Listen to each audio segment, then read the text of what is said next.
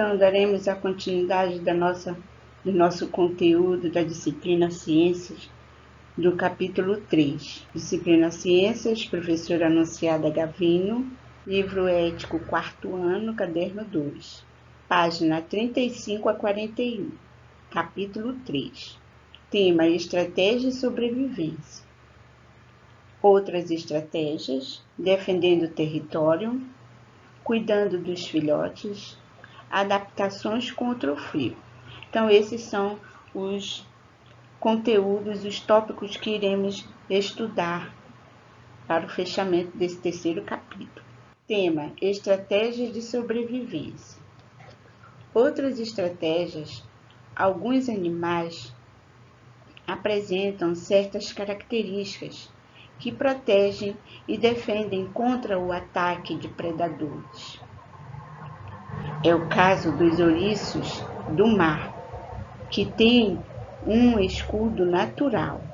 Sua carapaça é recoberta de espinhos, funcionando como proteção contra predadores e dificultando sua captura. Esta estratégia semelhante também se apresenta nos ouriços terrestres. Outros animais, para fugirem dos predadores, ou quando se sentem de alguma forma ameaçados, apresentam estratégias diferentes. Algumas liberam substâncias para tentar afastar possíveis ameaças. Vejamos as imagens abaixo. O polvo, por exemplo, além de se camuflar, alterando sua coloração, como camaleão, libera na água um jato de tinta preta que atrapalha a visão do seu predador, facilitando sua fuga. O pepino do mar, além de ficar camuflado no fundo do mar, é capaz de colocar para fora do corpo do sistema digestório, com a intenção de espantar seus predadores naturais. Como as plantas não têm estrutura para se locomover, apresentam outras formas de defesa, como a presença de espinhos e substâncias que tornam seu corpo desagradável, seu gosto desagradável aos animais herbívoros. Além disso, podem também produzir óleos que atuam como repelente contra alguns insetos. E você, o que acha? Você conhece o gambá e o tatu-bola? Eles têm estratégias diferentes quando se sentem ameaçados. Vejam as imagens abaixo. O gambá tem glândulas axilares que liberam um cheiro ruim, que afasta os outros animais. O tatu-bola tem uma estratégia comportamental para se defender. Ele se enrola como se fosse uma bola.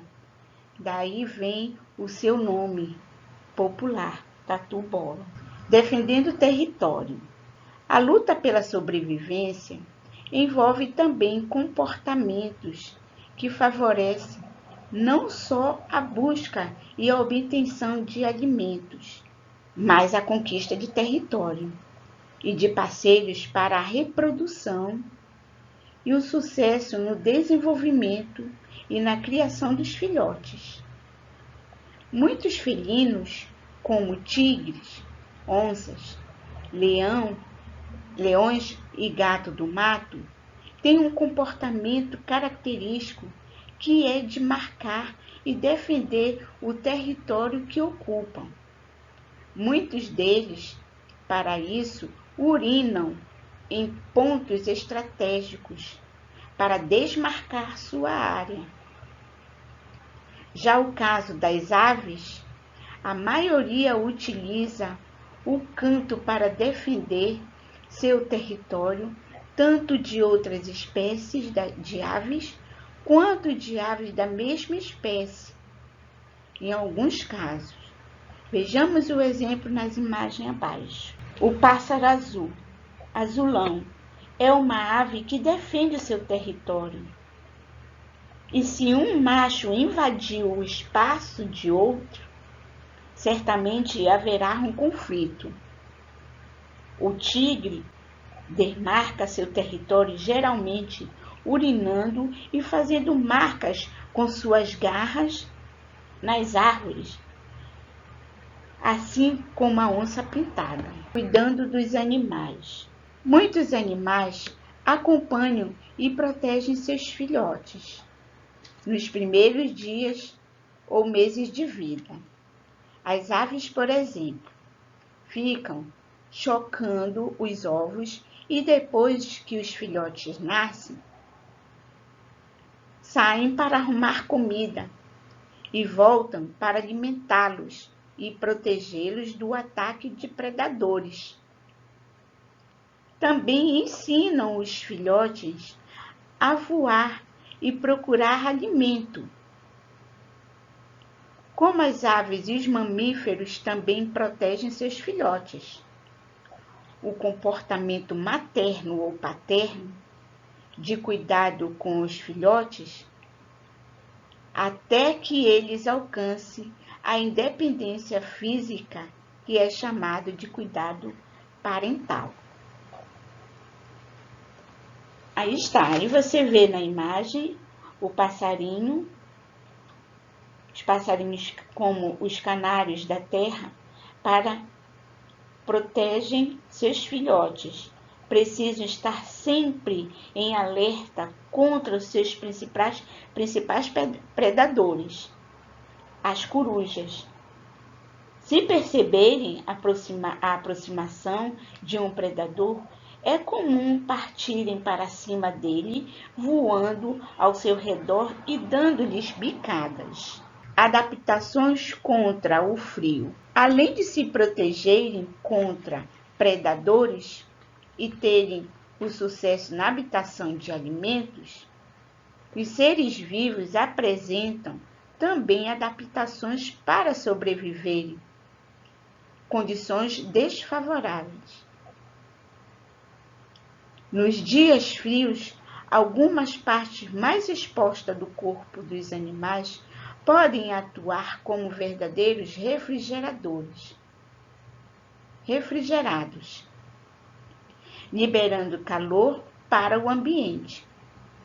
Quanto menor for a parte exposta, menor o calor trocado com o ambiente e, consequentemente, o maior aquecimento do animal. Assim, apresenta a presença de apêndices mais curtos, como orelhas, nariz, patas e etc. Ajuda na redução da perda de calor. As focas, as lebres de neves e as raposas são exemplos desse tipo de animal. O pelo dos mamíferos e das aves percorrem o corpo desses animais e ajudam a conservar a temperatura do corpo. Vejamos aqui a lebre da neve. Tem as orelhas menores que a dos coelhos das regiões mais quentes. Esta é um dos exemplos de adaptações à vida no frio. Também vejamos aqui na imagem da foca e do urso polar. Alguns mamíferos, como a beluga e o urso polar, apresentam uma grossa camada de gordura sobre a pele e matem o calor do corpo. Alguns animais se juntam uns aos outros para partilhar o calor do corpo e enfrentar os dias e os períodos gelados. Exemplo disso são os pinguins imperadores, que se aglomeram em grandes colônias para partilhar o calor e bloquear as correntes geladas, né? No caso, as correntes do frio. As plantas também têm recursos que servem para defendê-las do frio. As sementes, por exemplo, ficam em estado de dormência. As folhas de muitas árvores das regiões frias caem. Outras árvores têm folhas modificadas, com umas pequenas áreas expostas, como é o caso dos pinheiros. Então, crianças, até aqui o nosso conteúdo trabalhado do terceiro capítulo da disciplina Ciências. Agora vocês farão a continuação no livro com as atividades para o fechamento deste capítulo. E nos vejamos na próxima aula. Boa aula, bom estudo e até mais.